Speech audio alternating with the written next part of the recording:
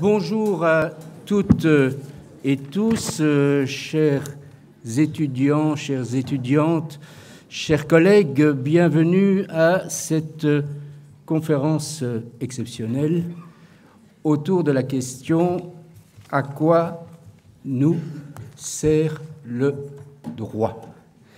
Vieille question, bien entendu, intemporelle, que posait déjà Platon, mais qui reçoit, selon les époques et les contextes, des réponses très diversifiées.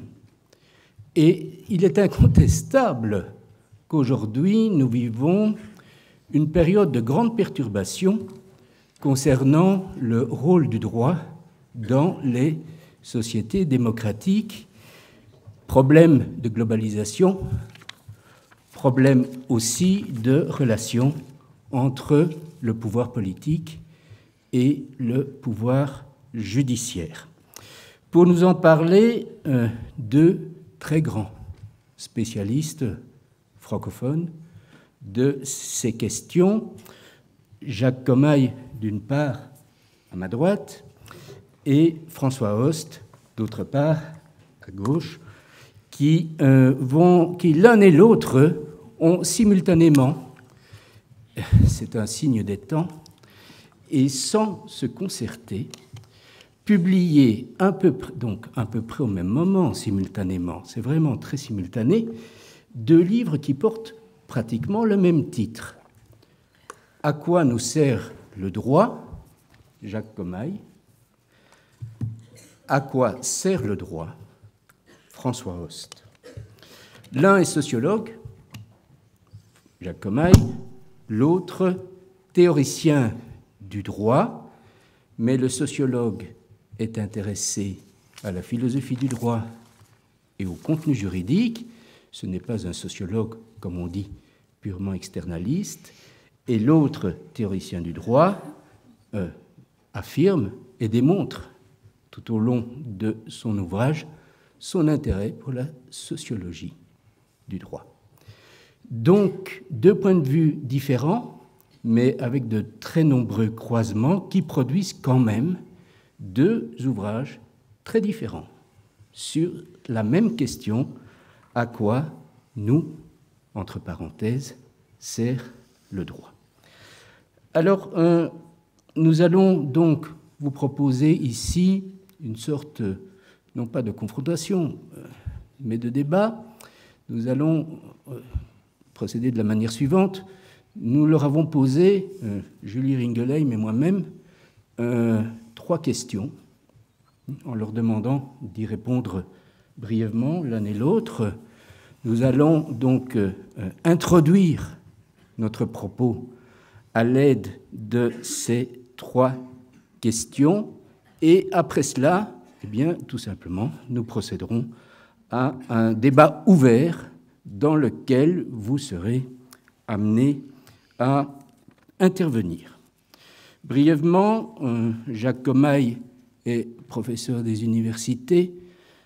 En France, il a été l'élève en sociologie de grands maîtres, Raymond Aron, Georges Gurvitch.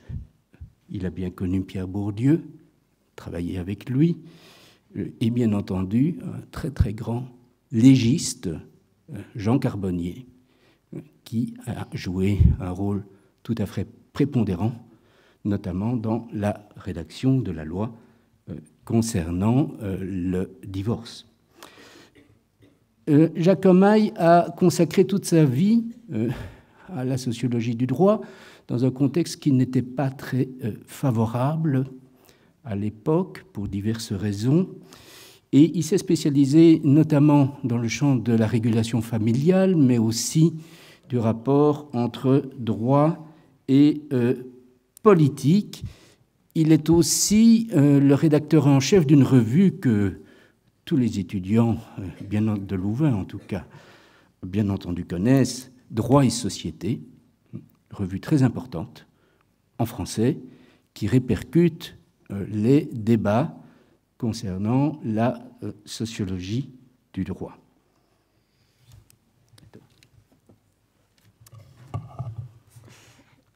Et nous avons également avec nous ce soir, nous avons l'honneur de recevoir François Host, qui est professeur de philosophie du droit à l'Université Saint-Louis. François Host est juriste et philosophe, avec une spécialisation en droit économique. Il a réalisé sa thèse ici à l'UCL et je pense que ça reste un cas unique dans l'histoire de l'université, puisque c'est une thèse réalisée à 4 mains avec Jacques Lenoble, qui a été publié et qui reste encore aujourd'hui un ouvrage de référence, Droit, mythe et raison. Mais ce n'est que le premier d'une longue série d'ouvrages, puisque François Host est l'auteur de près de 20 livres et de centaines d'articles sur des sujets très différents, notamment plusieurs ouvrages rédigés avec Michel van de Kerkhove. De la pyramide au réseau est un ouvrage très influent, est un livre qui est devenu et qui est toujours un livre de référence. François Host s'est intéressé dans plusieurs ouvrages au droit dans sa globalité, au droit en tant que système, mais également à des sujets plus spécifiques, les rapports entre le temps et le droit, par exemple, et plus récemment, les rapports entre le droit et la littérature, qui l'ont conduit au-delà du droit, à s'intéresser en particulier à la question de la traduction, qui a donné lieu à un très beau livre, Traduire, défense et illustration du multilinguisme, et puis son tout dernier livre dont nous allons discuter aujourd'hui, À quoi sert le droit ? François Host a marqué la philosophie du droit la philosophie contemporaine du droit en Belgique et à l'étranger. Et il est également le directeur de l'Académie européenne de théorie du droit. Donc nous sommes très heureux de le recevoir aujourd'hui. Comme vous l'a dit Jean Demarque, nous allons commencer pour lancer la discussion par poser l'une à la suite de l'autre 3 questions qui nous semblent 3 questions majeures qui touchent à des préoccupations communes aux 2 ouvrages, même si elles sont traitées de façon assez différente dans chacun de ces ouvrages. Alors, je vais commencer par la première question que vous voyez inscrite derrière vous. La première question, qui touche le titre même des 2 ouvrages, « À quoi sert le droit ?» C'est une vieille question qui occupe depuis longtemps les penseurs du droit. Pour certains, alors différentes théories ont été proposées. Pour certains, le rôle du droit est d'abord de garantir l'ordre ou de stabiliser les comportements dans une société. Pour d'autres, c'est avant tout de régler les conflits. Pour d'autres encore, il s'agit de dire la justice ou de garantir la démocratie.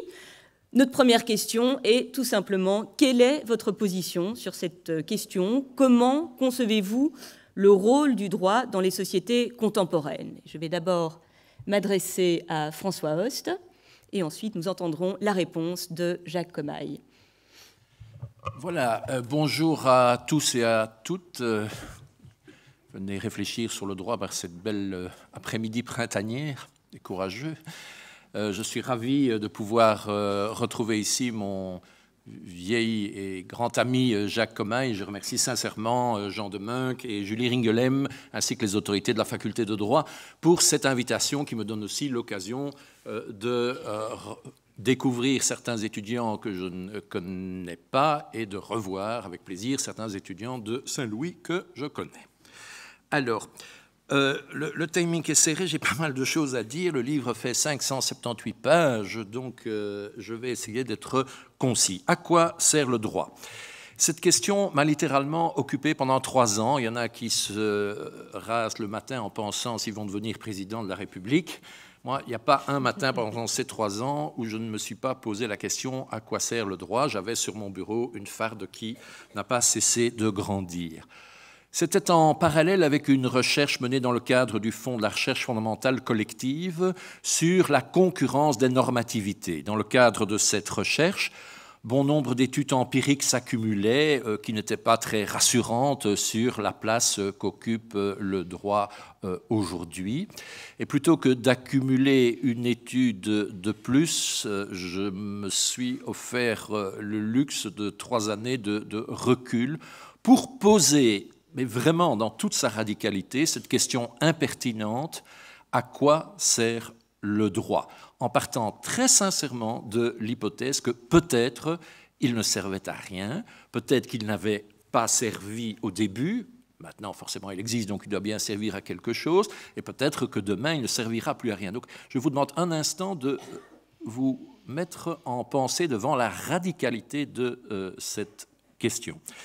Grotius disait en 1625 « Et si Deus non esset » et si Dieu n'existait pas, ben, le monde tournerait quand même. Eh bien, peut-être qu'il faut aussi se poser cette question « Et si le droit n'existait pas ?» Qu'est-ce qu'on perdrait? Quelle est la plus-value que le droit apporte aux rapports sociaux? Dans la question, il est dit que beaucoup de réponses ont été données à cette question, sans doute dans le cours de l'histoire. Je ne suis pas convaincu, en revanche, que depuis 30 ou 40 ans, depuis 3 ou 4 décennies, il y a eu beaucoup d'ouvrages. Il y en a très très peu consacrés à cette question. Quand on a cité Luhmann, Ferrari, Noro, et puis alors tout récemment, Jacques Comaille et moi qui avons travaillé là-dessus, mais il y a peu de choses. Et c'est une première question. Pourquoi si peu de réponses, pourquoi si peu de traitement de cette question? Peut-être parce que les réponses qui nous viennent à l'esprit sont d'une banalité affligeante. Quand on a dit le droit sert à pacifier les rapports sociaux, guider les conduites, régler les conflits, on n'a plus grand-chose à dire. Ensuite, on affronte toutes sortes de pièges.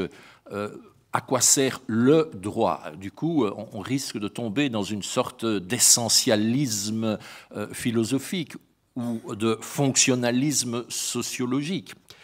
Ou alors, ce qui peut décourager le travail, c'est l'abondance des réponses. Danielle Lochac, une juriste française à laquelle on posait cette question, répondait « le droit sert à tout et n'importe quoi ». Donc, le danger, au fond, c'est de prêter tantôt trop peu au droit. Assimiler le droit avec toutes les choses que nous aimons, la démocratie, la justice, ou au contraire, comme les marxistes jadis, dire ben, le droit c'est seulement la couverture idéologique de rapports de force déterminés par une logique économique. Donc lui prêter trop ou trop peu. Et c'est aussi le problème de se situer vraiment au niveau d'une théorie du droit qui fasse sa place aussi à côté à une théorie de l'éthique et à une théorie politique. Donc c'est un niveau intermédiaire qui n'est pas si facile de faire justice au droit entre une réflexion éthique et une réflexion politique. Alors, face à toutes ces difficultés, mon premier travail a été celui d'une clarification conceptuelle. En effet, nombreuses sont les notions qui se pressent au portillon pour traiter cette question. Les rôles, les projets, les finalités, les missions, les effets, les usages, tout ça tourne autour de la question « à quoi sert le droit ?» Et puis il y a les fonctions instrumentales et symboliques, les fonctions manifestes et latentes, les dysfonctions, les fonctions négatives. Alors de tout cela, j'ai, après pas mal d'errements, décidé de conserver 3 axes qui forment les 3 parties du livre: usage, fonction, finalité. Ce qui me permettait d'aborder la question comme je le voulais et dans la ligne des travaux du séminaire interdisciplinaire d'études juridiques qui, depuis 40 ans, essaye d'aborder le phénomène juridique de façon interdisciplinaire. Vous l'aurez compris, les usages, c'est une approche de sciences sociales, les fonctions, c'est une approche de théorie du droit, tandis que les finalités nous amènent à réfléchir du point de vue d'une philosophie, d'une éthique juridique. Donc je tiens beaucoup à l'articulation de ces 3 perspectives pour effectivement rendre justice à la complexité de la question. Question complexe, mais en même temps question simple. Prenons l'exemple d'une voiture. À quoi sert une voiture? Sa fonction est d'être un engin automobile, un engin qui se déplace tout seul. Ses usages sont extrêmement variés. On peut utiliser une voiture comme œuvre d'art, comme logement, comme arme. Ces finalités aussi dépendent de nos choix fondamentaux, loisirs, transport, usage professionnel. C'est la même complexité qui se retrouve pour le droit, avec, pour ce qui concerne les finalités du droit, une difficulté supplémentaire qui demande une nuance. J'ai dû distinguer dans ce livre ce que j'appelle les finalités extrinsèques, mais qui débordent le droit, que le droit n'épuise pas. C'est la démocratie, c'est la justice. Et puis il y a les finalités intrinsèques, qui sont la manière dont le droit met en œuvre ses fonctions propres pour satisfaire telle ou telle de ses finalités extrinsèques. Par exemple, comment mettre en œuvre les fonctionnalités du droit pour atteindre des objectifs de justice ou de démocratie.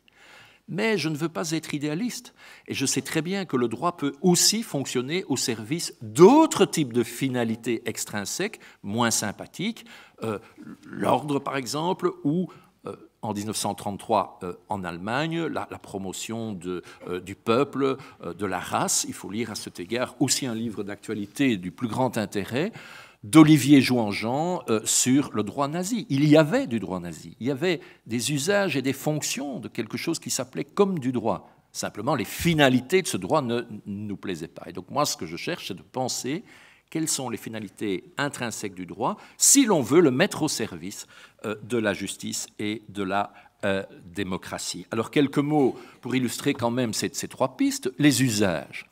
Mais les usages, il faut vraiment les penser de façon plurielle.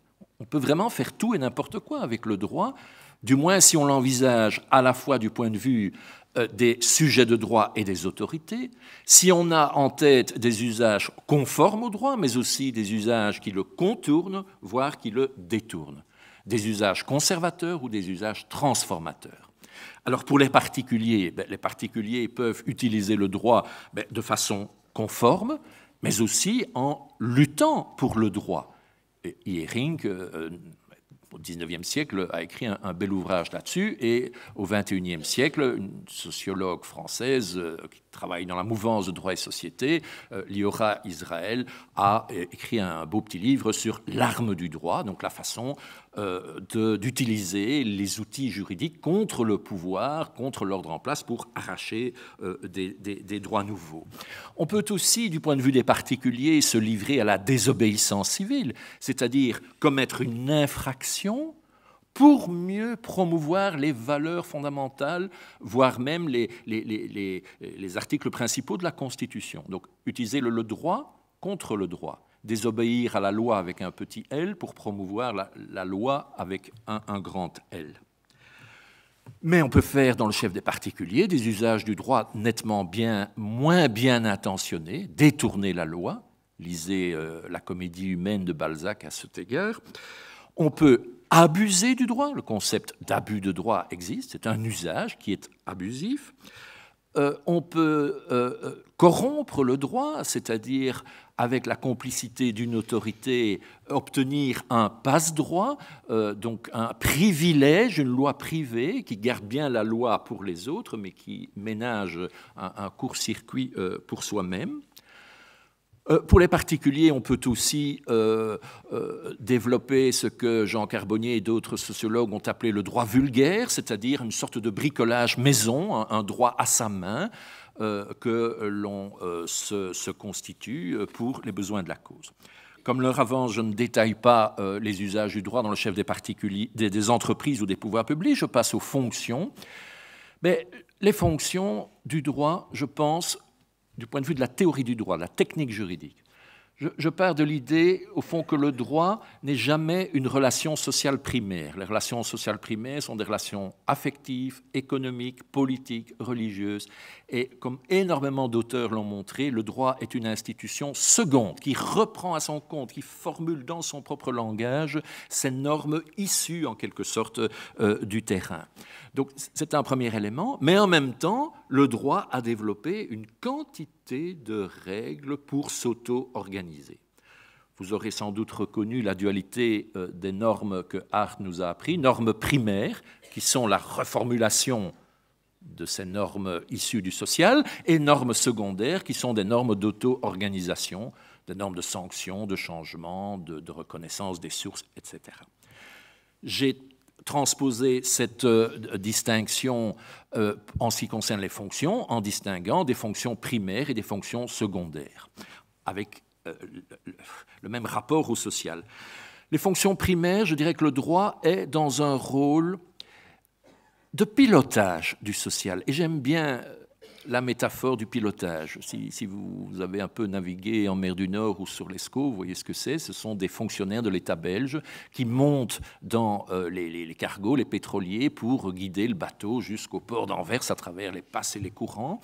Et c'est très intéressant parce qu'il ne se substitue pas au capitaine, qui reste l'autorité sur le navire, mais tout de même, il est là pour le guider. Eh bien, je trouve que ça répond assez bien à cette idée de secondarité du droit. Dans cette fonction, je ne vais pas trop les détailler, ça a peut-être moins d'intérêt, des fonctions de cadrage, de repérage, d'archivage, d'arbitrage. Voilà. Des fonctions de pilotage aussi par, je dirais, encodage des relations primaires et d'ancrage, on reste dans la métaphore maritime, ancrage sur des valeurs fondamentales. Voilà. Si je devais résumer l'ensemble de ces fonctions techniques exercées par le droit, je dirais le droit tisse des liens, fixe des limites et impose des mesures.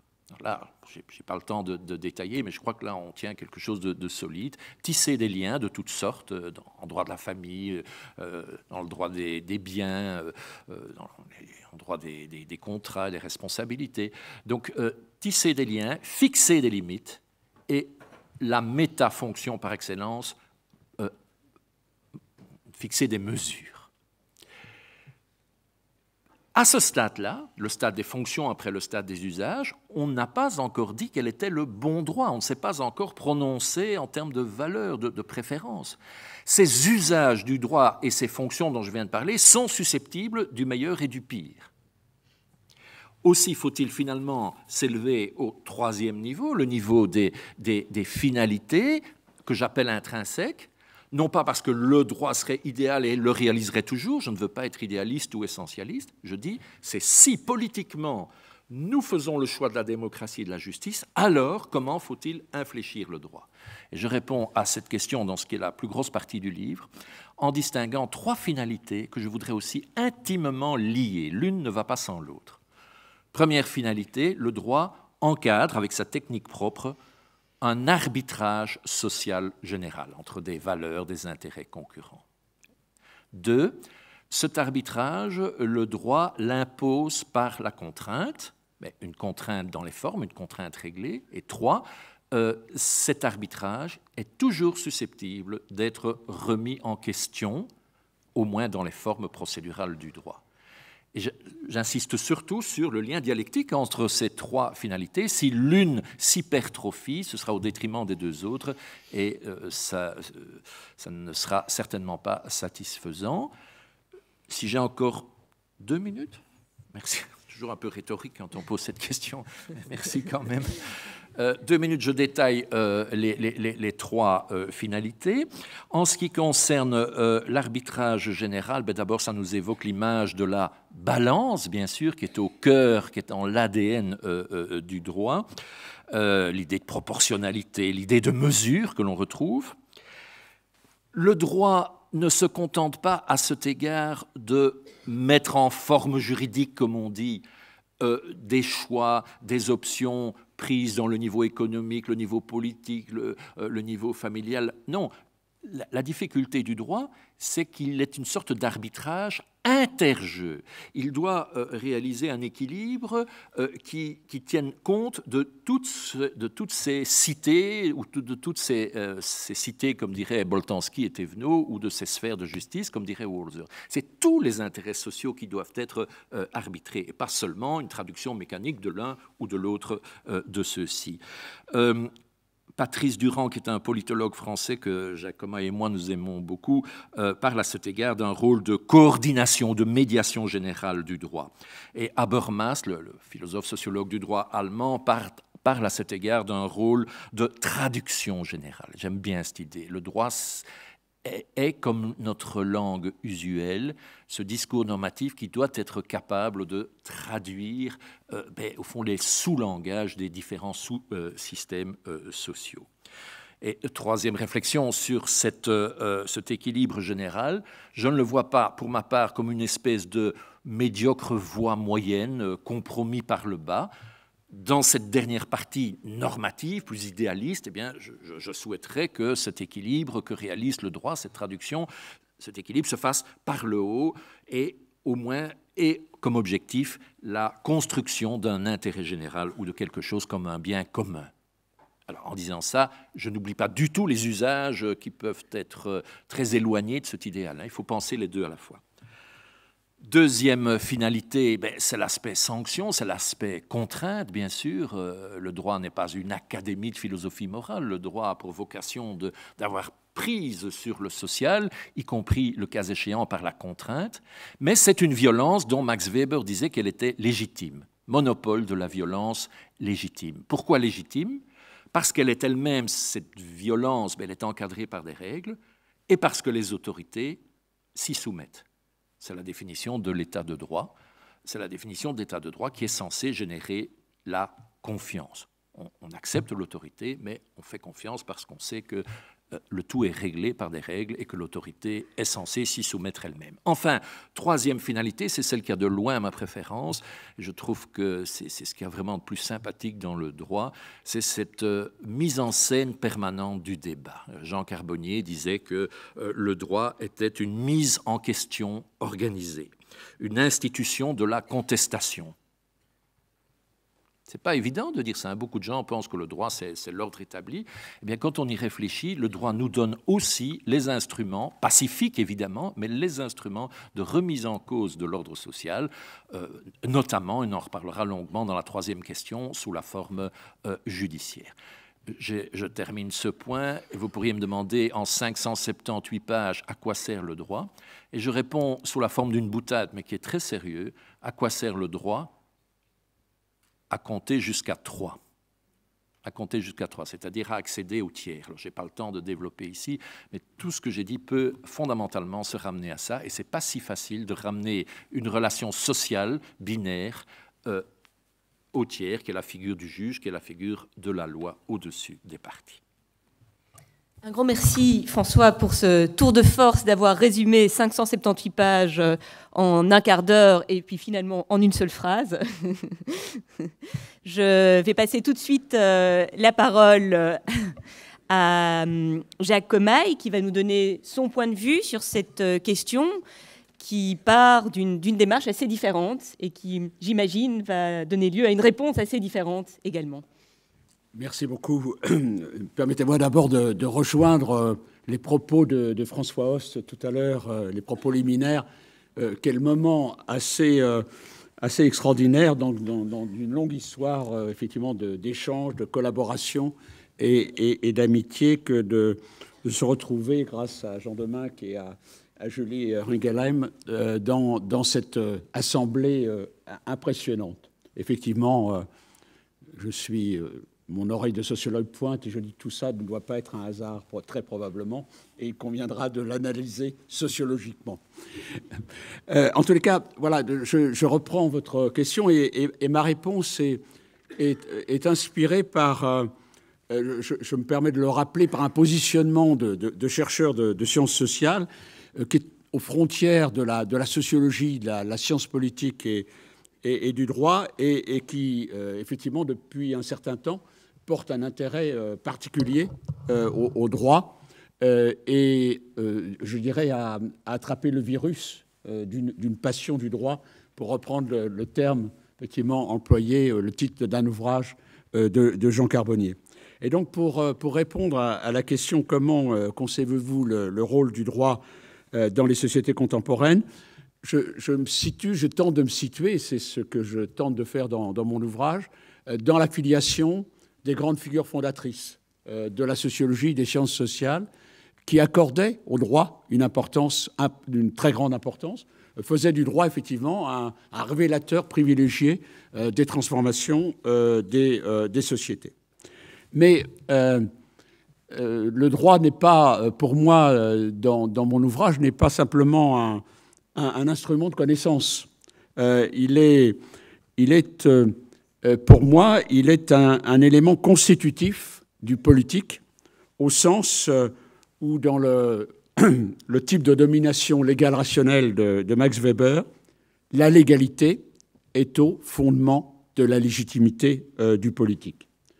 Donc, vous l'aurez compris, pour moi, le rôle du droit dans les sociétés contemporaines est un rôle très important, est un rôle majeur, stratégique, et il est stupéfiant, effectivement, que la sociologie contemporaine, après le grand départ des figures fondatrices, l'ait oubliée, et que la science politique française, en tous les cas, également, et pendant très longtemps, ignoré le droit et les formes de mise en œuvre du droit, les mises en œuvre dans le cadre de la justice notamment. Mais au-delà donc de cette position de principe, la réponse à la question « Comment concevez-vous le rôle du droit dans les sociétés contemporaines ?» de mon point de vue, doit prendre acte d'une part ce que j'appellerais très rapidement une crise de croyance dans le droit, d'autre part d'une crise de légitimité du politique qui est liée aussi à cette crise de croyance dans le droit. Crise de légitimité du politique et notamment du modèle de la démocratie représentative. Et la question, l'enjeu, me semble-t-il, c'est comment rétablir la validité du couple weberien, l'égalité, légitimité du politique. Et pour ça, donc, le titre de mon ouvrage annonce quelle sera ma thèse principale, en quelque sorte. Je ne vais pas reprendre l'économie de l'ouvrage, mais quelle est ma thèse principale? Le titre de mon ouvrage, c'est « À quoi nous sert le droit ?» À quoi nous sert le droit? Le « nous » n'est pas celui du sociologue qui voudrait que le droit lui serve simplement comme instrument de connaissance, comme je l'ai dit, mais le « nous » signifie l'importance que j'accorde effectivement à ce que l'avenir du droit et celui du politique passent par une implication plus grande des citoyens, de ce que Mireille Delmas-Marty appelle les acteurs civiques. Les acteurs civiques. Comment le droit peut servir à nouveau le politique en rompant avec la fiction que le droit n'est que l'affaire des détenteurs de pouvoir, celle d'un législateur avec un L majuscule mythique, d'une raison avec un R majuscule, et donc d'experts ou de sages qui seraient en quelque sorte seuls en mesure de définir ce que doit être le droit, et un droit aussi comme une morale. Donc si j'ai avancé dans mon ouvrage l'idée d'un modèle de l'égalité duale, c'est que une masse considérable de travaux, de sciences sociales, au niveau international,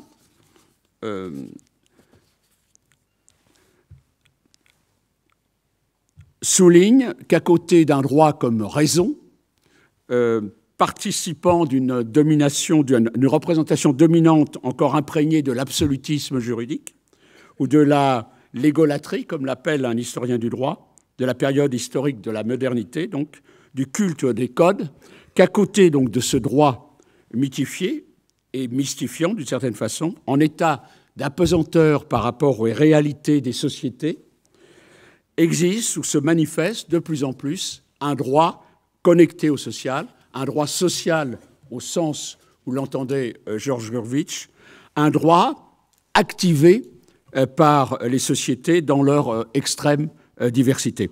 Donc un droit d'en bas, bottom-up, qui est toujours présent d'ailleurs dans l'histoire de la pensée juridique, mais qui a toujours été relativement marginalisé.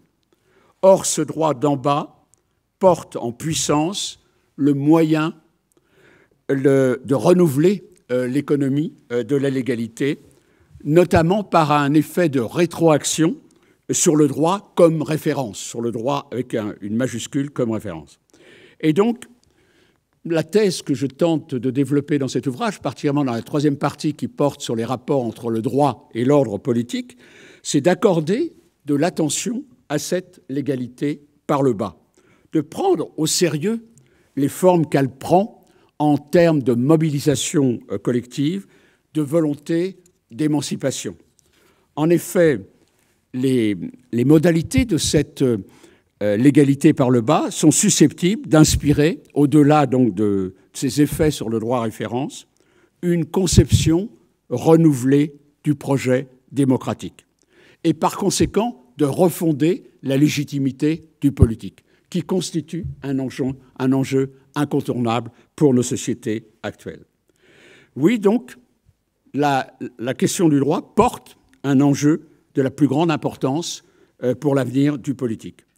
Ce qui importe dans le couple l'égalité, légitimité du politique, c'est, et c'est le point principal, je crois, de la thèse que je tente de développer dans mon ouvrage, c'est de repenser les conditions de production de la légalité, les formes et les procédures de production de cette légalité. Et là, je rejoins notamment, petit signe amical cordial à des auteurs de l'Université catholique de Louvain, je rejoins les recherches et l'importance des recherches qui sont développées sur cet aspect par Jacques Lenoble et Marc Maelchak. Voilà. Bien. Merci, Jacques. Vous voyez, le débat commence à se constituer. D'un côté, François Host nous dit qu'il y a 3 dimensions, l'usage, la fonction, la finalité. Et Jacques Thomas y répond, attention, le rapport entre l'usage, d'une part, la fonction et la finalité est en train de s'inverser. Et les usages, en quelque sorte, prennent en quelque sorte, ou devraient prendre, la commande de la fabrication du droit. On va revenir sur cette question. Deuxième question. Comme vous le montrez tous les deux dans vos livres, le droit étatique, on veut dire ici le droit étatique national, est aujourd'hui confronté au développement d'autres formes de droit, soit locales, d'une part, territoriales, soit, bien sûr, international, global, qui limitent la portée du droit national. Le droit est aussi concurrencé par d'autres formes de normativité, comme la rationalité économique, par exemple la gestion, le management, qui lui disputent la position dominante qu'il a longtemps occupée.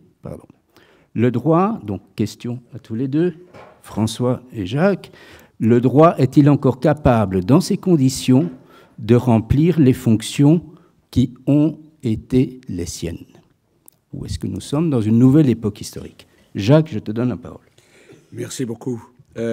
Alors, je crois que pour répondre effectivement dans un temps limité à cette question, il est impératif de procéder à une opération qui est une opération classique dans une démarche de recherche de sciences sociales, c'est-à-dire de mettre en contexte la question du droit, avec sans doute une perception qui est d'abord critique, traditionnellement chez le sociologue ou le chercheur de sciences sociales, mettre en contexte la question du droit au niveau de ce que j'appelle dans mon jargon l'économie de l'illégalité, en soulignant notamment ce qui actuellement dans nos sociétés comporte un risque d'imposition d'une normativité strictement influencée par le marché en relation avec la globalisation. Un droit, donc, pour reprendre les termes d'un collègue, Alain Supiot, dans l'esprit de Philadelphie, d'un droit qui devient une marchandise, où la recherche d'efficience, d'optimisation dans la poursuite des objectifs économiques prévaut sur les finalités, la poursuite des valeurs. Risque aussi d'avènement ce qu'on pourrait appeler une normativité gestionnaire, donc d'accroissement des dispositifs de gestion, d'évaluation, de classement, où le droit est une sorte de simple instrument avec des visées uniquement pratiques, avec l'apparence d'une neutralité axiologique, et donc qui s'inscrit dans le cadre d'un règne de bureaucrates ou d'experts, et donc où apparaît en quelque sorte, cette normativité gestionnaire est l'expression, en quelque sorte, de l'impossibilité croissante d'une régulation top-down, du haut vers le bas, liée à l'avènement, donc, notamment, d'une société singulariste où l'individualisme prévaut. Et donc, on est là dans un contexte où aussi de risque de ce que Mireille Delmas-Marty appelle un processus historique de déshumanisation, et qui est lié, là aussi, à la globalisation. Elle avance le contrôle croissant sur les migrations, l'aggravation des exclusions sociales, les menaces sur l'environnement, l'accroissement des crimes internationaux les plus graves. Donc, déjà, à prendre en compte ce qui relève de l'économie de la légalité et ce qui relève donc aussi, je dirais, de l'état du politique. Et je crois que face à ces scénarios possibles, il faut se défier des analyses en termes d'évolution linéaire. Je l'ai déjà évoqué à plusieurs reprises dans mes interventions depuis le début de mon séjour ici. Et donc, se défier d'une inclination qui existe aussi dans la culture, j'appellerais juridiste, de l'incantation, de la référence incantatoire à un déclin du droit. Et je crois que les phénomènes sociaux qu'on étudie en sciences sociales, les sociétés globales doivent être approchées donc comme des espaces traversés par des logiques multiples dont on ne sait jamais laquelle va pouvoir prévaloir. Donc, pour répondre à votre question, en mettant en valeur l'existence d'une seconde face du modèle de l'égalité, un droit agi par la société dans sa pluralité, donc j'envisage précisément la possibilité d'un rôle du droit dans les sociétés contemporaines permettant de se mettre à distance d'un paradigme de la domination qui a été prévalent dans les années 70, 70, 80, 90, 90, d'un paradigme de la domination donc porté par des grandes figures intellectuelles comme Michel Foucault ou Pierre Bourdieu, où le droit n'est finalement qu'un instrument au service de cette domination, sans possibilité aucune de contrepartie. Et donc, on est là dans un paradigme de la domination qui fonctionne comme expression, parmi d'autres, de ce que des auteurs comme Boaventura de Sousa Santos, dont j'ai appris qu'il allait être bientôt présent dans cette institution, de ce qu'il qualifie comme des théories critiques occidentalo-centriques, consistant, comme le souligne le philosophe Jacques Rancière, en une critique radicale d'une situation radicalement immuable, consacrant en quelque sorte l'évidence de l'inéluctable. Et donc, la recherche du droit dans le rôle du droit dans les sociétés contemporaines peut être aussi celui d'un support de pratique émancipatoire, de favoriser un engagement des citoyens dans un nouveau type de rapport au droit, plus impliqué, comme le suggèrent les travaux que je citais tout à l'heure de Jacques Lenoble et Marc Meinschak. Et donc annonçant ou accompagnant l'avènement d'un idéal démocratique reposant sur l'engagement, la participation des citoyens, la délibération. Donc ouvrir de telles perspectives sur le droit et les enjeux qu'il porte, du point de vue du politique, c'est ne pas assigner les sciences sociales à réduire en quelque sorte le travail d'objectivation à n'être qu'un travail critique, que l'instrument du dévoilement des dysfonctionnements au sein des sociétés, de changements porteurs de menaces, et donc ceci à l'encontre, de mon point de vue, du travail de connaissance du juriste, donc dont la vocation est à assumer le normatif et l'inclinerait à définir des idéaux. Donc nos deux ouvrages, pour reprendre l'ouvrage aussi de François et le mien, sont fondés sur une question fondamentale. Les confronter, je crois, suggère pour moi un nouveau régime de connaissances que nous poursuivons en quelque sorte, dont nous poursuivons la construction depuis de nombreuses années, à ce qui correspondrait à ce que Paolo Grossi, historien du droit, appelle une nouvelle civilisation juridique, et donc en relation avec les enjeux que porte le droit et qui nécessite très probablement l'avènement d'une science extraordinaire en lieu et place d'une science ordinaire, pour reprendre les termes de Thomas Kuhn. Merci Jacques. François, à toi la parole. Merci. Vous allez voir, il y a des points de convergence importants. Je dirais d'abord, telle que vous avez la question sous les yeux, elle n'est pas entièrement nouvelle. Le pluralisme juridique, on en a pris quand même conscience depuis quelques décennies, et la concurrence de l'État, je dirais par le haut, l'inter, le supranational par le bas, le fédéralisme, l'infranational, surtout par le côté plus original, par ce qu'on appelle désormais des pouvoirs privés. Ce n'est pas une idée totalement nouvelle et elle nous avait conduit, Michel van de Kerkhove et moi, en 2002, à écrire ce livre que tu as rappelé, Julie, de la pyramide au réseau, le réseau formé par tous ces droits qui entrent en concurrence. On a été bien inspiré, je reconnais ma dette à l'égard de Michel van de Kerkhove, d'assortir le titre d'un point d'interrogation, parce que justement ça nous garde du linéarisme, du finalisme dont Jacques a déjà parlé. Ne pas s'enfermer dans des évolutions qui seraient linéaires, c'est quelque chose qu'on va retrouver aussi aujourd'hui. C'est un avertissement, je trouve. L'actualité la plus extrême donne suffisamment d'éléments de régression à des choses que l'on croyait un peu dépassées en termes de souveraineté, de frontières, pour attirer notre attention aussi. L'évolution sur la forme d'un droit qui serait alors plus le pôle contrainte que le pôle remise en question, cette évolution n'est peut-être pas à ignorer non plus.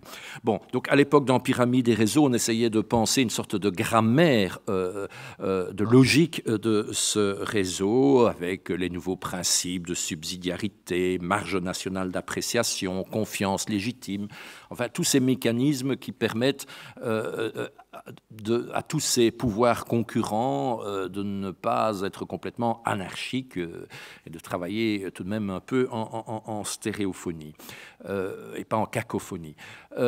Maintenant, c'est vrai que depuis quelques années, ces mouvements se sont radicalisés, notamment avec ce constat d'une concurrence des normativités qui ne sont même pas toutes des normativités juridiques. Et c'est la deuxième partie de votre question où on dit, mais finalement, est-ce qu'on n'est pas de plein pied dans un monde régi par le marché dont le droit n'est plus qu'un satellite? Alors, nous avions à notre disposition, nous, théoriciens, sociologues du droit, le bon vieux concept de Jacques Carbonnier, qui était le concept d'internormativité, défini comme cette capacité du droit à tout absorber. Alors, cette thèse, aujourd'hui, est quand même discutable, au sens où nous voyons que ce n'est pas que le droit qui peut ainsi tout absorber. On peut avoir un régime de dominance économique ou religieuse, dont le droit alors ne serait plus qu'un satellite. Et par ailleurs, on peut faire le constat qui reste toujours à mesurer, de savoir quel est dans le grand tout culturel, donc dans nos cultures, dans nos civilisations, le dispositif normatif qui est en position de dominance. Alors, cette question, on peut la traiter sur le plan constatif et sur le plan normatif. Sur le plan constatif, je ne vous apprends rien. Ce n'est pas que nous soyons confrontés à moins de normes, au contraire, notre vie quotidienne est saturée de normes, mais c'est qu'évidemment, on peut s'interroger sur ce qui reste de leur juridicité.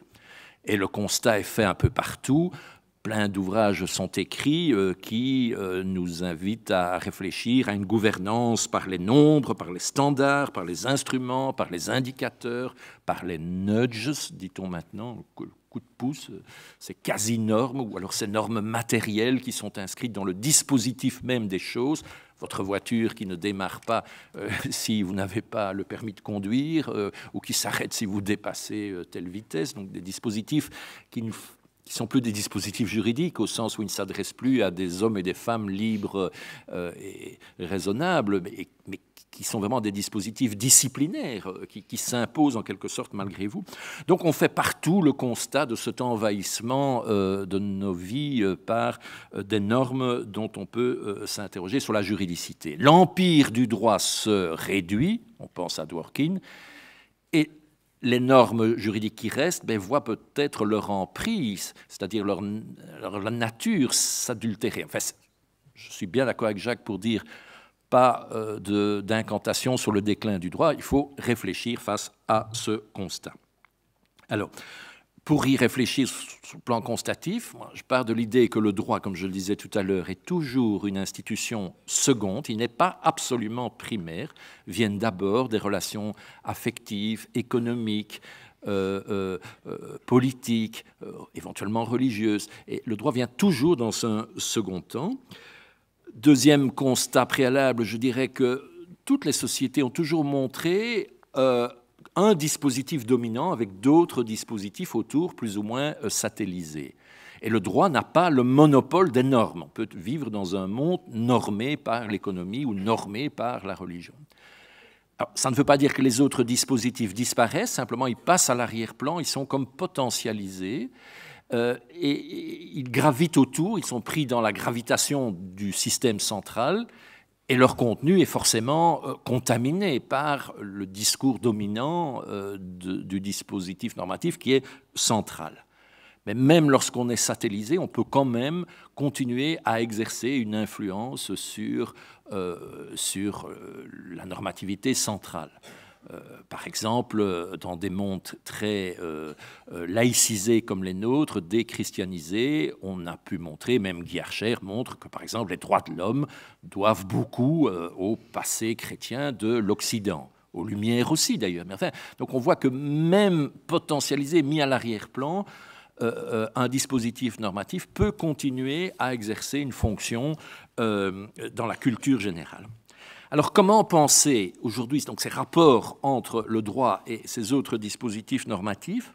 Je dirais qu'il y a 3 cas de figure possibles. Ou bien, il y en a un qui exerce une hégémonie sans partage, qui prétend, je crois que ça n'arrive jamais, je n'y crois pas à ce modèle, mais qu'on l'ait imaginairement cru et à certains moments pensé et imposé, sans doute. Voilà, la querelle du pape et de l'empereur dans l'Ancien Régime. Je pense que à la Révolution française, on avait des sociétés, suite aux Lumières, qui étaient des sociétés très juridiques, qui marchaient au droit, où la religion était admise dans les limites du concordat, où l'économie se prospérait dans les frontières du Code civil et les frontières nationales. Au XIXe siècle, des gens comme Comte ou Proudhon ont pu annoncer l'arrivée d'un droit d'ingénieur et annoncer la substitution du gouvernement des choses par des ingénieurs, des experts. Donc l'administration des choses allait remplacer le gouvernement des hommes. Hayek et toute l'école de Chicago au XXe siècle considère vraiment que l'économie donne le ton. Une citation de Hayek: « Les seuls liens qui maintiennent l'ensemble d'une grande société sont purement économiques. C'est l'ordre du marché qui rend possible la conciliation pacifique des projets divergents. »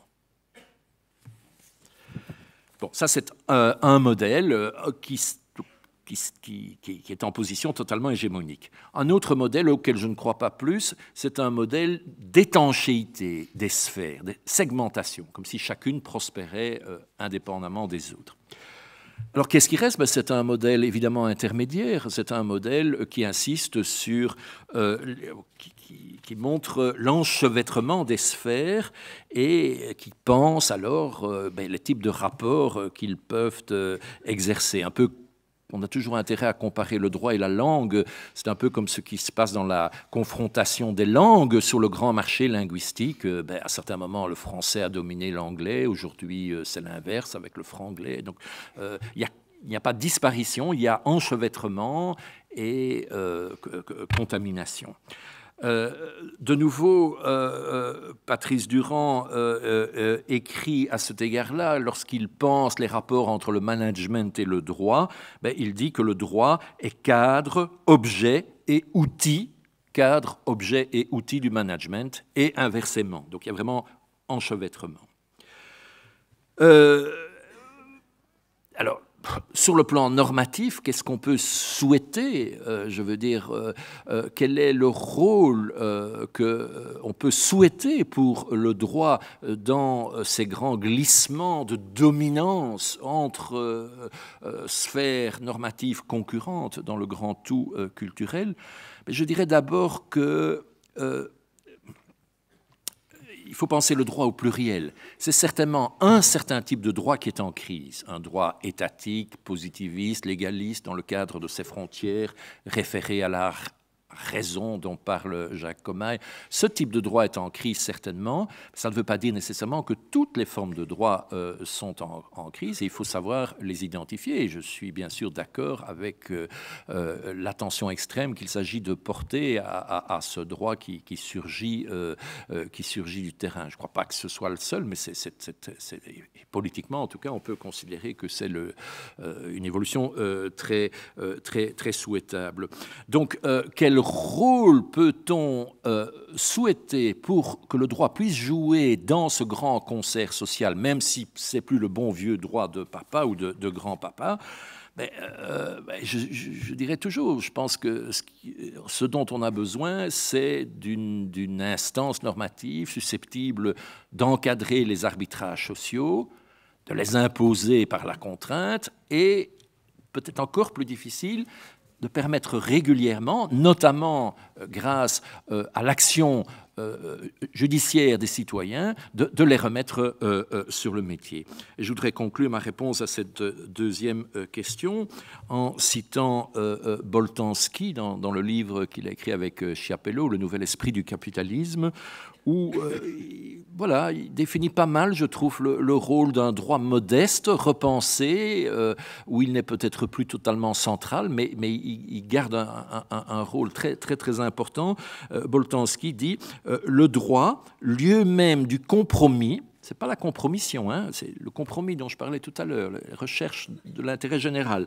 Lieu même du compromis, parce que n'étant pas inscrit dans une cité particulière, le droit, c'est pas la religion, c'est pas l'économie, c'est pas la politique. Donc, il est un peu entre tout ça. Donc, le droit, lieu même du compromis, parce que n'étant pas inscrit dans une cité particulière, mais conservant la trace des définitions différentes légitimes du bien commun, est amené sans cesse à travailler, c'est-à-dire à réduire les tensions entre les exigences hétérogènes qui composent sa trame. J'ai conscience en lisant la phrase que c'est compliqué. Donc, ce que ça veut dire, c'est le droit est à l'interface de toutes ces sphères. Eh bien, ce qu'on peut attendre de mieux de lui, c'est de traduire, comme je disais, de mettre en tension, de faire travailler les aspirations au juste à la légitimité qui traverse ces différentes sphères en cherchant le moins mauvais équilibre entre eux. Merci. Alors, on vient de parler de la concurrence entre le droit et d'autres formes de normativité. Notre troisième question touche à la concurrence qu'on peut discerner entre différents pouvoirs qui relèvent tous de la sphère juridique. C'est une autre préoccupation qui est commune à vos deux livres, un autre élément commun à vos livres. Vous faites tous les deux le constat, fait par d'autres également, de la montée en puissance du pouvoir judiciaire dans les États démocratiques, qui conduit les juges à exercer un contrôle croissant sur l'action des pouvoirs exécutifs et législatifs. Vous observez que cette évolution est liée notamment, mais pas uniquement, à l'importance prise par la protection des droits fondamentaux. Vous évoquez également des dérives possibles de cette évolution. Mais si on compare ce constat avec l'actualité récente, on a des raisons d'être troublés. Cette idée de la montée en puissance du pouvoir judiciaire était, ces dernières années, devenue presque un lieu commun. Mais quand on pense à l'actualité récente, on est plutôt frappé par la multiplication des exemples de remise en cause du pouvoir des juges par des responsables politiques. On pense naturellement aux attaques de Donald Trump contre le juge qui a décidé la suspension de son premier décret et maintenant de son deuxième décret interdisant l'entrée des États-Unis aux ressortissants de certains pays musulmans, mais aussi aux déclarations récentes de candidats à l'élection présidentielle en France. François Fillon, Marine Le Pen, tous les deux sont visés par des enquêtes et ils répondent en contestant la légitimité des juges, voire de la justice en général. Et peut-être plus préoccupant encore, on peut penser aussi aux réformes qui ont été adoptées par les gouvernements hongrois et polonais pour réduire les pouvoirs de la Cour constitutionnelle de leur pays. Et dans tous ces cas, un élément commun, c'est l'opposition qui est mise en avant entre la souveraineté populaire, la légitimité tirée des élections et le pouvoir du juge, qui lui fonde sa légitimité sur sa mission de gardien des principes fondamentaux. Et c'est au nom de cette légitimité populaire qu'on voit ces responsables politiques contester les décisions prises par des juges. Alors notre question est: s'agit-il de quelques manifestations de plus d'une tension qui est peut-être inhérente à la démocratie entre ces deux types de légitimité? François Host parlait tout à l'heure de la mise en scène du débat qui est inhérente à un droit qui se donne pour finalité de protéger la démocratie. Donc s'agit-il d'exemple d'un phénomène qui est assez ancien, ou assiste-t-on à un véritable basculement qui remettrait en cause la place prise par les juges dans nos systèmes démocratiques, et dans ce cas, avec quelles conséquences, selon vous, pour les rapports entre le droit et la démocratie? Alors, je vais d'abord donner la parole à François Host, et ensuite à Jacob. Merci Julie. J'avoue que cette question m'a bien fait réfléchir, et je vais, en la fin de la question, peut-être risquer quelques considérations nouvelles qui ne sont pas dans le livre, mais grâce à vous. Le sens général de ma réponse, c'est d'une part de constater que cette montée en puissance du juge depuis quand même maintenant un certain temps, dans cette fonction de contrôle notamment des deux autres pouvoirs, on peut espérer aussi dans une fonction de contrôle des pouvoirs privés qu'il ne faut jamais ignorer, cette montée en puissance des juges illustre parfaitement, c'est pas la seule forme, mais illustre parfaitement ma troisième finalité de remise en question, cette capacité du droit de se réfléchir dans le cadre d'une procédure. Cette inscription du conflit, c'est un terme qu'on n'a pas encore peut-être beaucoup utilisé ce soir, mais pour moi c'est central dans l'ADN du droit, cette inscription du conflit, mais un conflit procéduralement réglé au cœur même du droit. Donc ça c'est ma première idée. Deuxièmement,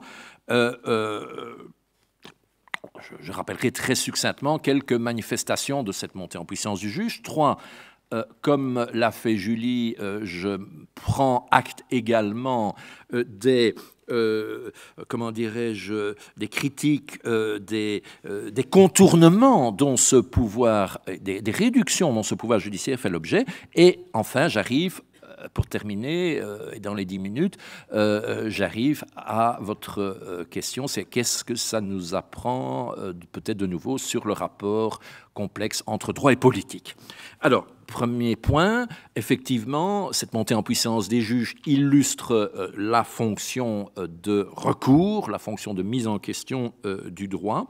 Et ça me donne l'occasion de vraiment souligner une thèse à laquelle je tiens très fort, c'est que si le droit a pour objectif final de pacifier les rapports sociaux, c'est par le conflit qu'il y arrive. Il faut accepter ce paradoxe.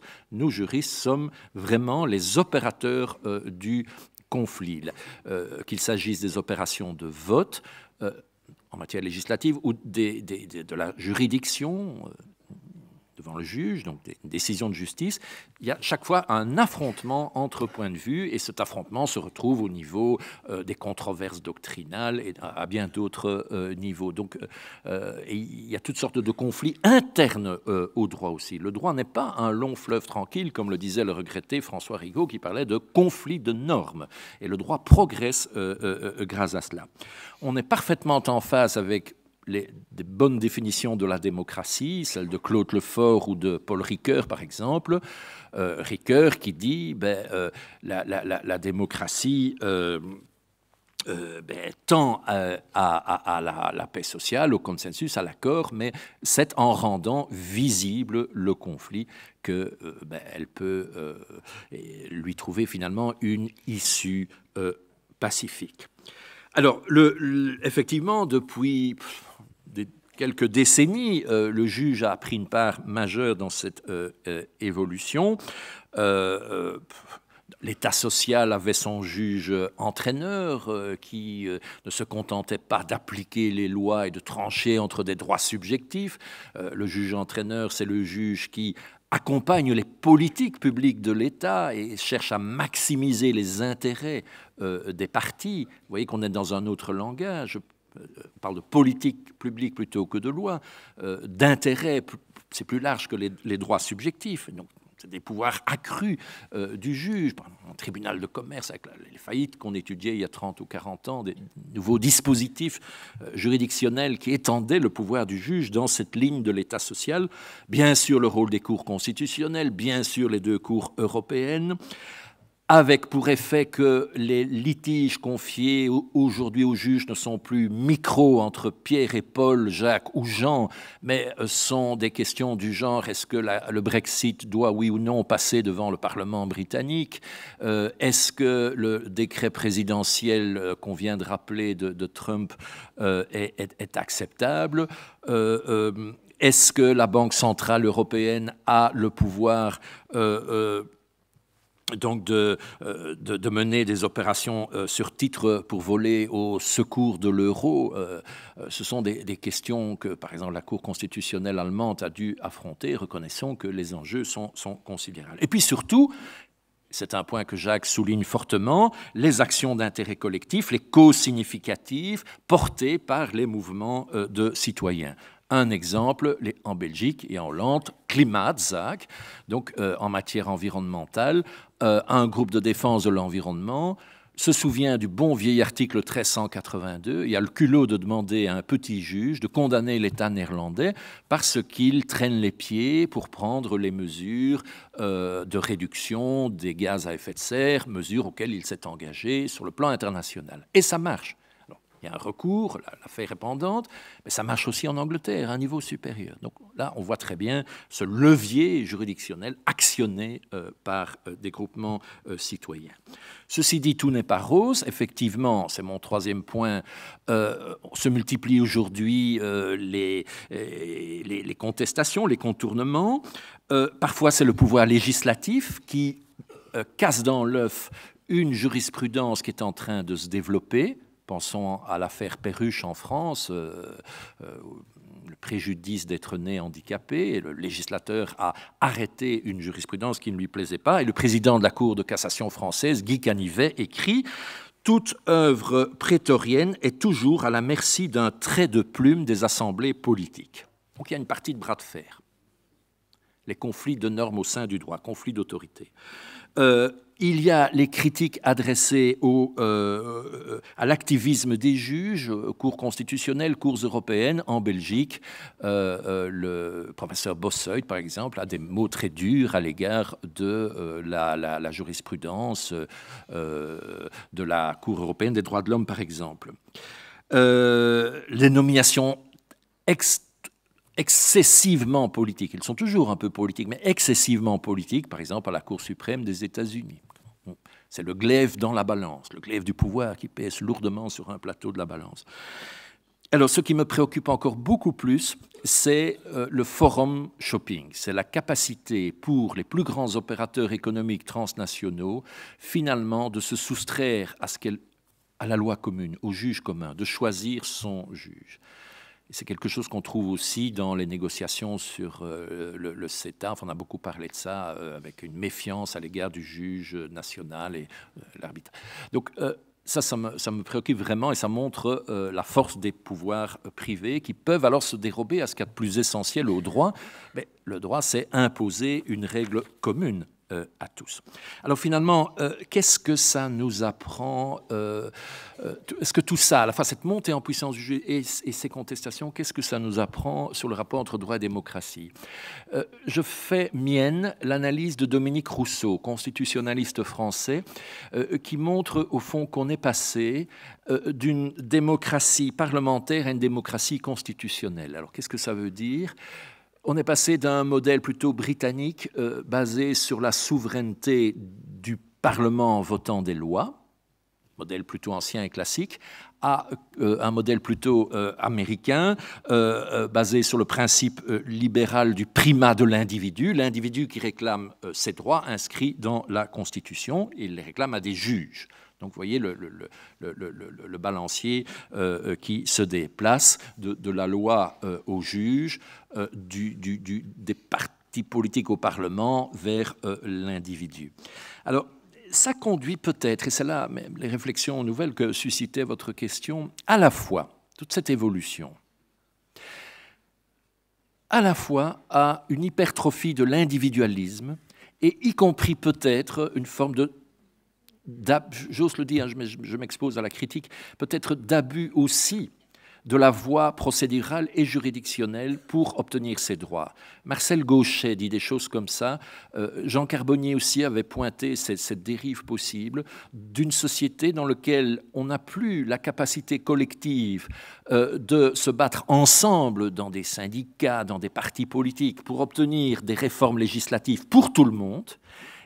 Une société dans laquelle c'est individuellement. Alors je sais bien qu'il y a les causes significatives qui ont une vocation générale, heureusement, mais enfin tout de même une société hyper individualiste dans laquelle le lien social est conçu comme au fond des droits subjectifs défendus par des actions en justice dont on réclame satisfaction devant le juge. Donc à la fois un danger d'hyper-individualisme correspondant à ce que Marcel Gauchet appelle un certain impouvoir, une certaine impuissance à décider collectivement une priorité, des priorités politiques. Quel droit subjectif l'emporte sur quel autre droit? Et alors, la contrepartie de ça pourrait bien être le populisme. Parce que peut-être que, au fond, les gens, les individus, ont toujours besoin de quelque chose de plus grand qu'eux, qui dépasse l'individualisme, ont besoin de se nourrir d'un imaginaire, d'un roman politique, et donc de s'identifier, je ne dois pas vous faire de dessin, s'identifier à un leader, à un chef, à une cause simplifiée. Et le populisme, c'est, me semble-t-il, la mauvaise réponse donnée à la construction du collectif. À partir du moment où on est moins capable qu'avant de construire une collective et des politiques publiques, eh bien, il n'est pas étonnant que les gens trouvent alors une sorte de court-circuit, de satisfaction facile dans un collectif de pacotille, Eigen Volk erst, notre peuple d'abord, America Great Again, des slogans de ce type-là qui compensent en quelque sorte cette chose. Et donc je terminerai, et c'est paradoxal de terminer une réflexion sur à quoi sert le droit, par un peu un appel aux politiques. Il ne faut pas verser dans le panjuridisme. Le droit ne peut pas tout donner.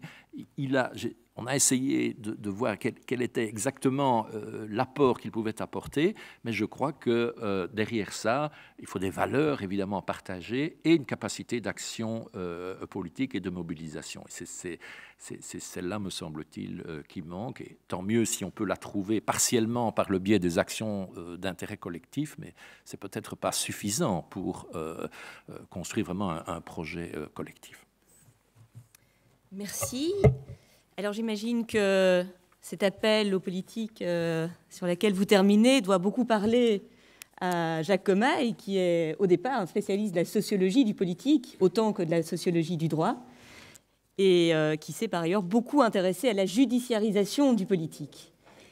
Oui, merci. Oui, je crois que la question que vous posez concernant les relations précisément entre le juge, le pouvoir judiciaire entre guillemets, et le politique confirme effectivement la dimension politique du juridique, et elle confirme aussi le caractère central que vient de rappeler François Hauss de l'approche agonistique quand on travaille sur le droit et les mises en œuvre du droit. Donc une question qui intéresse fortement effectivement la sociologie politique. Je pense que, d'abord, premier point, la relation entre le juge et le politique a une importance particulière dans le contexte historique actuel. Je crois qu'on peut faire l'hypothèse d'un effet de système particulièrement à l'œuvre actuellement entre le pouvoir politique et le droit, et les mises en œuvre du droit, et ce qui correspond, de mon point de vue, aux incertitudes croissantes de la régulation top-down dont je parlais tout à l'heure, de la régulation du haut vers le bas, régulation politique indissociable donc des incertitudes d'une régulation juridique aussi du haut vers le bas. Et précisément, ce qu'on qualifie de judiciarisation du politique se rapporte à ce qui est présenté comme une réalité ou comme des représentations, en tous les cas comme un déplacement d'ampleur de l'exécutif et du législatif vers le judiciaire. Et tout cela signifierait donc que nous serions dans une situation d'incertitude dans laquelle on observerait particulièrement une très grande porosité, une particulière porosité entre le juridique, ses processus de mise en œuvre, le judiciaire donc et le politique. Et alors, vous référez à des exemples pour dire que est-ce qu'on n'assiste pas à un retournement, est-ce que la judiciarisation du politique, d'une certaine façon, n'a pas été un moment simplement qui est remis en cause. Je crois d'abord que, du point de vue de la recherche, il faut se méfier de la conjoncture. Il faut se méfier de la conjoncture et se retenir donc d'y voir immédiatement des tendances lourdes. Et l'exemple italien des rapports entre le judiciaire et le pouvoir politique montre bien que c'est une histoire qui est faite de retournement. Et donc, je ne crois pas qu'on puisse parler déjà d'une tendance lourde qui serait en train de s'amorcer. Ensuite, je crois que je souhaiterais noter que le fait de reconnaître l'importance potentiellement positive d'un pouvoir judiciaire qui est susceptible de contrôler, de réguler les excès ou les inepties d'un pouvoir politique, ceci du point de vue de la préservation donc, des principes démocratiques, ne doit pas conduire à occulter, d'une part, les réserves qui sont formulées dans de nombreuses analyses internationales sur l'extension du judiciaire au détriment du politique, d'autre part, le fait que d'autres travaux de recherche soulignent ce qui serait une instrumentalisation croissante du judiciaire au service d'un pouvoir politique dont les orientations ne vont pas forcément dans le sens d'une mise en œuvre de principes au fondement de la démocratie ou de celui donc de l'égalité entre les citoyens. Je reviens très vite sur ces deux points. Premier point, je rappelle que dans toute la littérature internationale sur la judiciarisation du politique, la question de la légitimité des juges est une question qui est à intervenir sur le politique, est une question qui est fortement discutée. Les juges tiennent leur légitimité de leurs compétences, mais ils n'ont pas la légitimité démocratique. Ils sont considérés comme n'ayant pas la légitimité démocratique découlant de l'élection. Il peut alors être question dans la littérature, je le dis très très vite, de juristocratie ou même de tentation théocratique quand on évoque précisément ce qui serait l'extension du judiciaire dans des affaires qui étaient auparavant traitées exclusivement par le politique. Et puis, certaines analyses critiques vont encore plus loin, puisqu'elles parlent de connivence, d'une certaine façon, entre les élites judiciaires, les élites politiques et les élites économiques pour éviter les arènes traditionnelles du politique et éviter donc contourner les arènes politiques consacrées. Deuxième réserve à l'égard de ce que le juge peut faire, ce qu'il doit faire dans le cadre démocratique, c'est des analyses qui portent sur l'instrumentalisation actuelle du judiciaire qui se manifesterait dans le cadre d'une tendance lourde à l'affaiblissement de l'État social ou à l'avènement de ce qu'un auteur portugais appelle l'avènement d'une société d'austérité en Europe et qui ferait donc de la de l'institution judiciaire une instance partie prenante de cette évolution. La justice, donc, ferait d'une certaine façon système avec le pouvoir politique pour individualiser le traitement des affaires, redonner de l'importance à la responsabilisation individuelle, réprimer plutôt que de protéger, au sens de la protection sociale. Et donc, il me semble que les enjeux que soulève, enfin, votre question permet de suggérer des enjeux extrêmement importants auxquels la justice est confrontée face aux politiques. Et pour dire les choses rapidement, ces enjeux sont de trois ordres, me semble-t-il. Premier, surmonter pour la justice la crise générale des institutions, de croyance dans les institutions de façon générale. Et crise de croyance qui nourrit le populisme et que le populisme alimente, d'ailleurs, cette disqualification des institutions et notamment de l'institution judiciaire.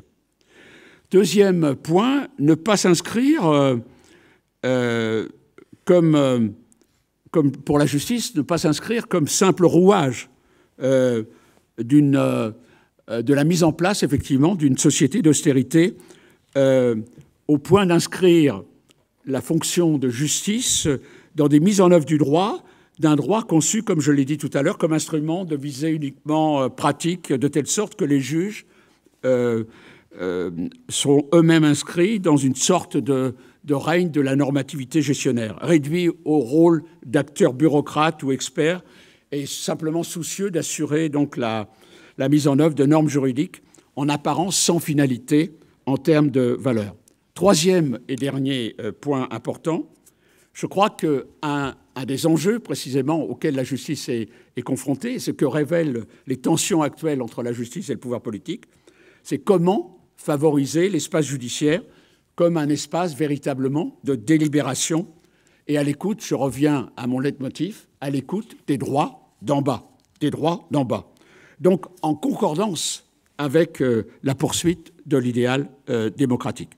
Je crois que les dérives du politique, qu'on observe notamment dans cette remise en cause de la justice, ne dispensent pas d'une attitude critique, au sens positif du terme, de la justice, pour réfléchir sur les conditions où elle pourrait s'inscrire plus qu'elle ne le fait actuellement dans le projet démocratique. Bien, merci à Jacques Commaille pour cette réponse. Merci à François Host également. Voilà, on a pris du temps, mais on a pris du temps pour déployer un certain nombre de tensions.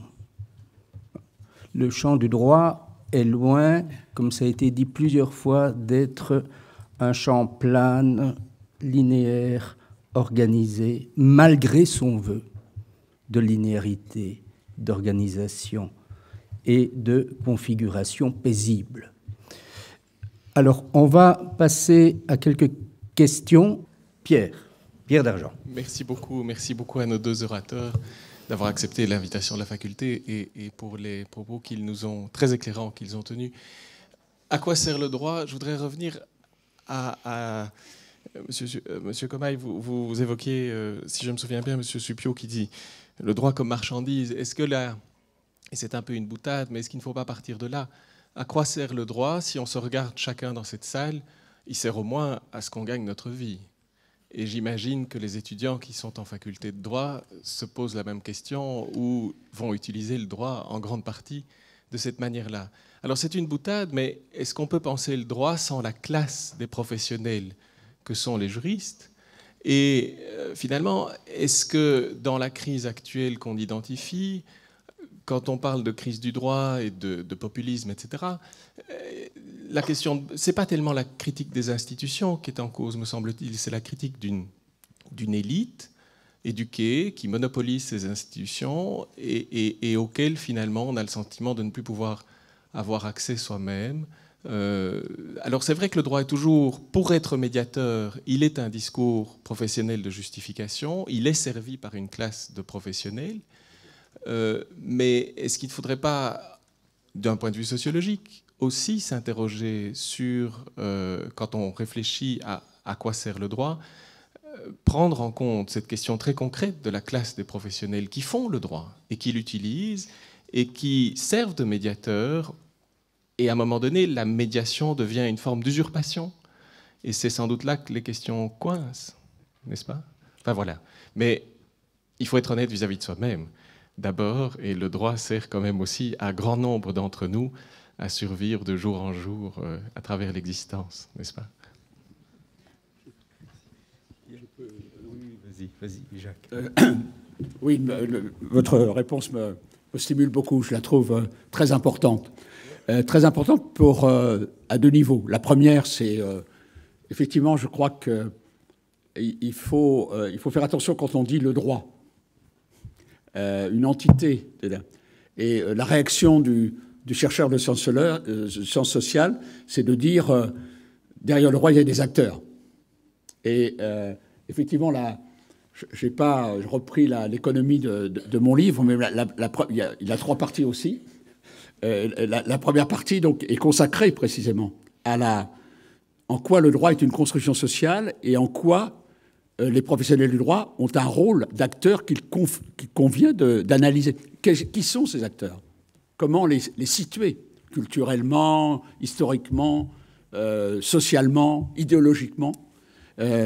Vous avez raison, c'est très important. C'est-à-dire, je crois que cette question de la mise en rapport du droit avec les acteurs, et notamment avec ceux qui sont censés, qui ont la vocation de l'exercer, de le mettre en œuvre dans la société, est une question extrêmement importante. Et là, effectivement, il y a sans doute la culture du chercheur de sciences sociales qui, tout de suite, insiste et souligne l'importance de cette mise en rapport, et notamment, d'où je l'ai évoqué trop vite tout à l'heure, la distinction que je fais éventuellement entre la réalité des phénomènes juridiques et les représentations sociales dont les phénomènes juridiques font l'objet.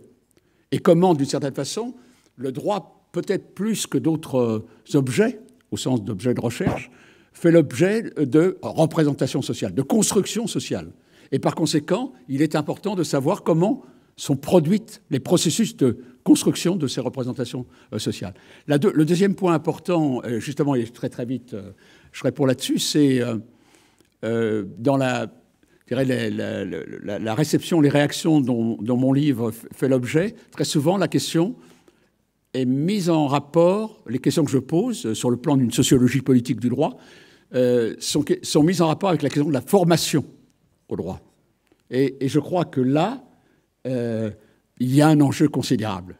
C'est-à-dire, effectivement, dans quelle mesure, à la fois, on doit enseigner le droit, c'est un savoir important, on doit l'enseigner, mais est-ce qu'il ne faut pas en même temps avoir une vive conscience et donner aux étudiants la vive conscience que le droit qu'ils vont exercer, ils vont l'exercer dans un contexte, avec des contraintes, avec des logiques qui sont à l'œuvre au sein de la société et qui nécessitent probablement effectivement un retour sur ce que peut-être, ce que devrait être la formation au droit.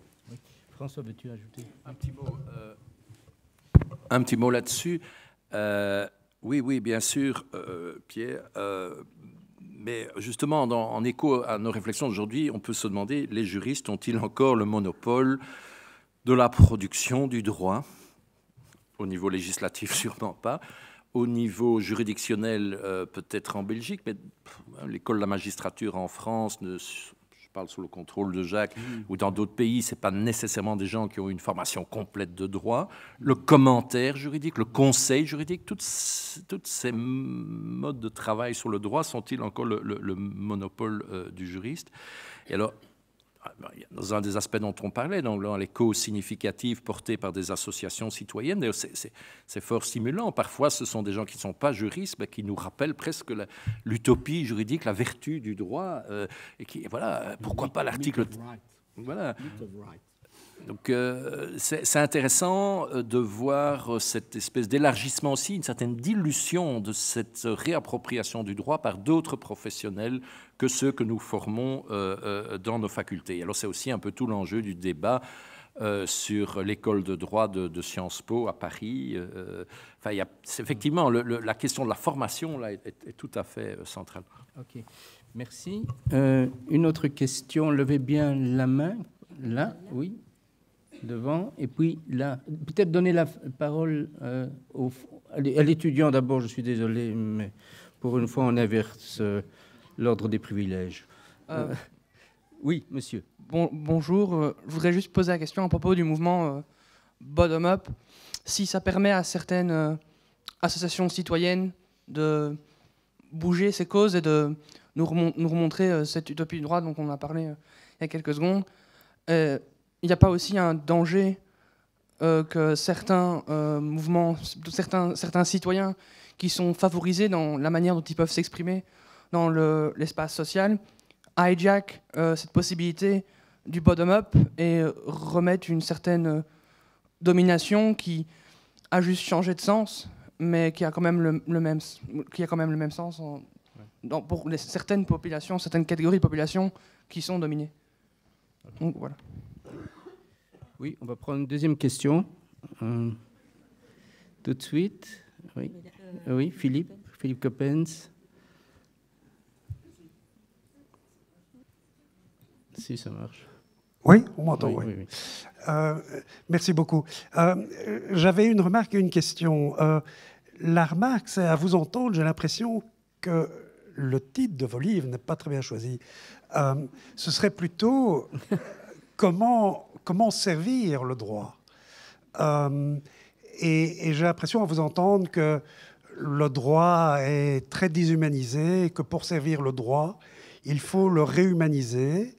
Et une des manières de le réhumaniser, c'est de reconnaître les droits d'en bas ou de relier les sources formelles du droit à ce qu'on appelait les sources matérielles du droit. Et c'est vrai que cette liaison, en tout cas dans les études de droit, ne se fait plus énormément.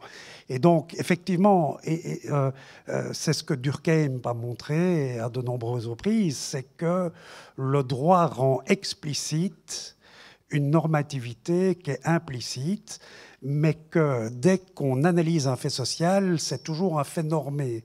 Et alors, j'ai une question à François. Sur la secondarité du droit. Alors, je pourrais être d'accord avec cette idée si la secondarité du droit est entendue au sens du droit formel, mais certainement pas si le droit est conçu comme un système de normes. Parce que aimer ou manger ou dormir ou marcher, ce sont des activités normées. Et donc, je ne pense pas que si le droit est entendu dans un sens beaucoup plus général, au sens de normes, il y a une secondarité du droit. Il y a une secondarité du droit, par exemple, comme je le disais, au sens durkheimien, où le droit rend explicite un fait social normé. Merci. Bien, merci. Alors, je vous donne à l'un et l'autre la parole. Peut-être, François, tu pourrais commencer. Oui. Hijacking des citoyens. Oui, donc sur la question des bottom-up et de la différence de capacité des acteurs à accéder aux juges, oui, mais alors, voilà, comme disait Hannah Arendt, on est plus fort collectivement, et c'est à ça que servent notamment les associations ou dans les relations de travail, les syndicats, des choses comme ça. Plus fondamentalement, je suis sensible à ce que Jean-François Lyotard appelle le différent. Il attire notre attention sur le fait que, dans certains cas, celui qui subit un préjudice, qui est attrait dans une décision de justice, ne se retrouve même pas dans le vocabulaire, dans le langage, et a fortiori dans les valeurs et dans le code utilisé en toute bonne foi par le juge pour trancher ce que le juge prend pour un conflit classique. Et Lyotard distingue le contentieux classique où les deux parties partagent les mêmes valeurs et les références aux mêmes normes. Bien sûr, je préfère gagner plutôt que perdre, mais enfin, c'est la règle du jeu. Parfois, je gagne, parfois, je perds. Tandis que dans un différent, c'est plus grave. Il y a incommensurabilité, non-traduisibilité entre l'univers d'une des parties et l'univers du juge et peut-être de l'autre partie. Exemple, les procès faits à la fin du 19e siècle aux États-Unis aux rares Indiens qui protestaient quand on les poussait toujours plus vers des terres incultes ou désertiques et tout simplement ils ne se retrouvaient pas dans le discours du juge. Je ne sais pas si Jacques répond à ça, puis on revient sur les questions de Philippe Coppens. Oui. Enchaîne peut-être. Donc, alors, la remarque, non, je tiens mordicus à mon titre, j'ai trop réfléchi, le livre est vraiment construit pour répondre à la question à quoi sert le droit. Et bien sûr, je cherche aussi à l'humaniser, à ce qu'il serve à quelque chose d'utile, mais c'est la troisième partie et j'insiste beaucoup sur cette espèce de lucidité sociologique que les usages du droit peuvent être cyniques, peuvent être très opposés aux valeurs qu'il affiche. Et voilà. Et sur le plan des fonctions, je pense que ces fonctions sont c'est plus discutable, enfin, relativement neutres et qu'elles peuvent être utilisées pour le bien ou pour le mal. Et j'invite vraiment à lire ce livre de la plus grande utilité d'Olivier Jouan-Jean, intitulé « Justifier l'injustifiable, le discours de l'ordre juridique nazi ». Et il montre que pendant quelques années, il y avait des cours de droit, des facultés de droit, des jugements, enfin tout un appareil juridique, mais qui était dévoyé, dénaturé, parce qu'il ne servait pas les finalités qui nous sont sympathiques.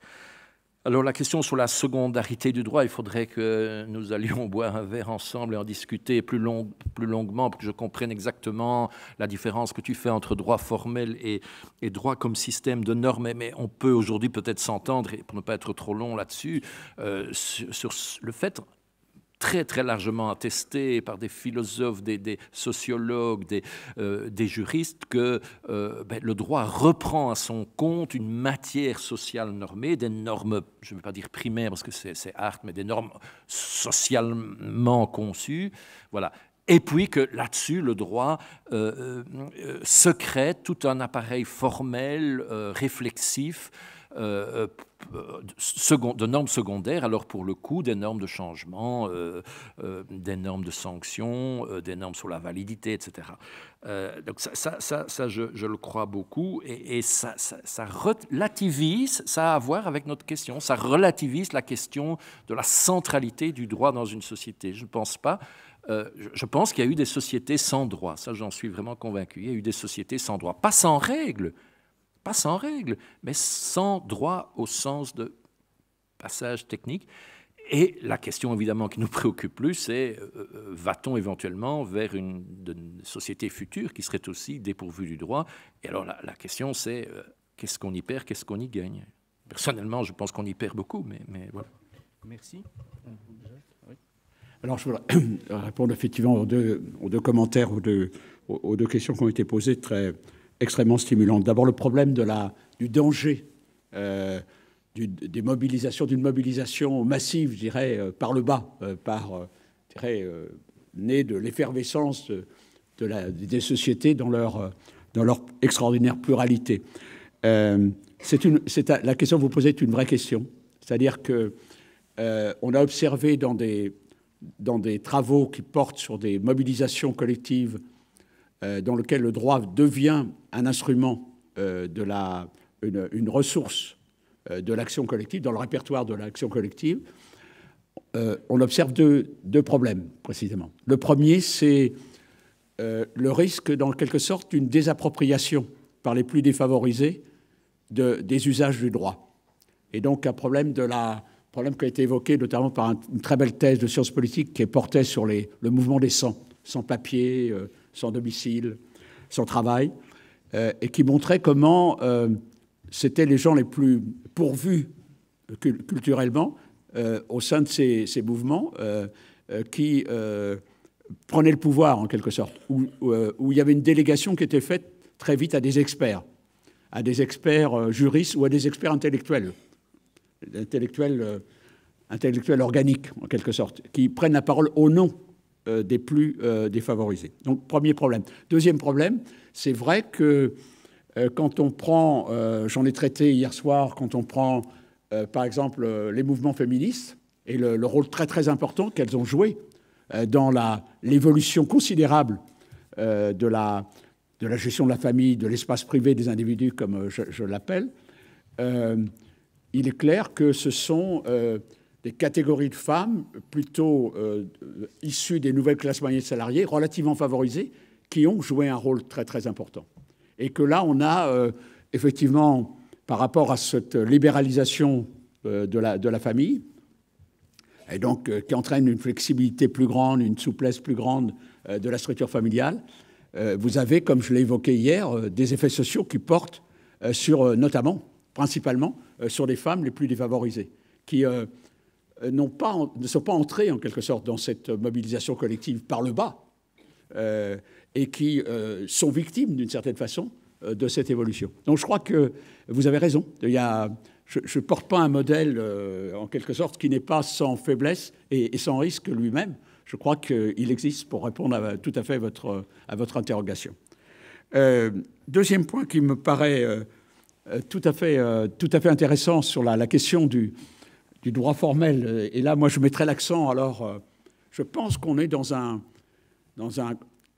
une évolution au plan de la connaissance sur le droit au niveau international qui relativise et la place du droit formel et la place des institutions et de ceux qui énoncent le droit formel. Il est très frappant que se développe, on prend en considération beaucoup au niveau international, et c'est très frappant de le voir qu'on le fait en France, où, en quelque sorte, là, on était dans un pays dans lequel le mythe du droit, avec un D majuscule, de la égolâtrie, est très, très, très, très fort, le phénomène en France. Or, les travaux les plus récents prennent en compte, par exemple, le mouvement du legal consciousness aux États-Unis.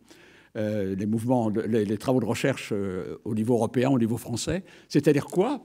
C'est-à-dire le droit, il y a un intérêt qui est centré sur la question, qui se focalise sur le droit et partout dans la société. Et on doit travailler cette question-là. Il est partout dans la vie. Et au point d'une remise en cause donc, du droit comme autre chose que la société, au-dessus de la société. Remise en cause de la relation causale entre droit et société. Et on revient donc à ce qu'on appelle une théorie constitutive du droit, c'est-à-dire le droit est dans la société. Et donc il y a un phénomène très très intéressant du point de vue de la connaissance que j'appellerais, sans aucun impérialisme de discipline, une sociologisation de l'approche du droit, comme parallèle à ce qu'on a observé dans la science politique, une sociologisation de la science politique. C'est-à-dire, le politique, ce n'est pas simplement le gouvernement, les institutions, toutes les instances qui participent au pouvoir central. Le politique, il est dans la société. Et donc, on va étudier des mouvements au sein même de la société.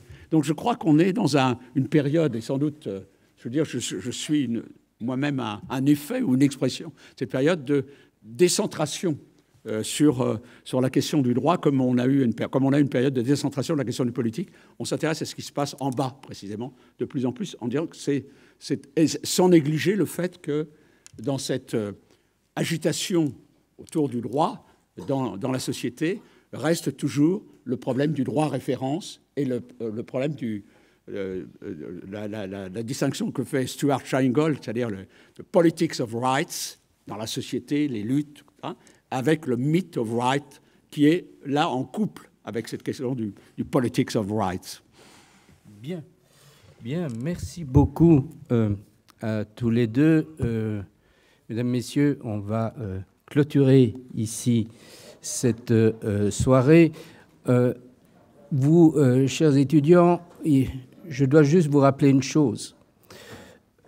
Vous êtes en droit d'attendre de vos professeurs de droit ou de sociologie des techniques, des fonctionnements, des manières de travailler, mais vous êtes aussi en droit, parce que vous êtes à l'université et pas dans une école supérieure, d'attendre qu'on vous donne des concepts, des théories qui permettent de donner du sens aux techniques et de problématiser soit les enjeux de finalité, de fonction, d'usage, soit les enjeux de légitimité politique du droit.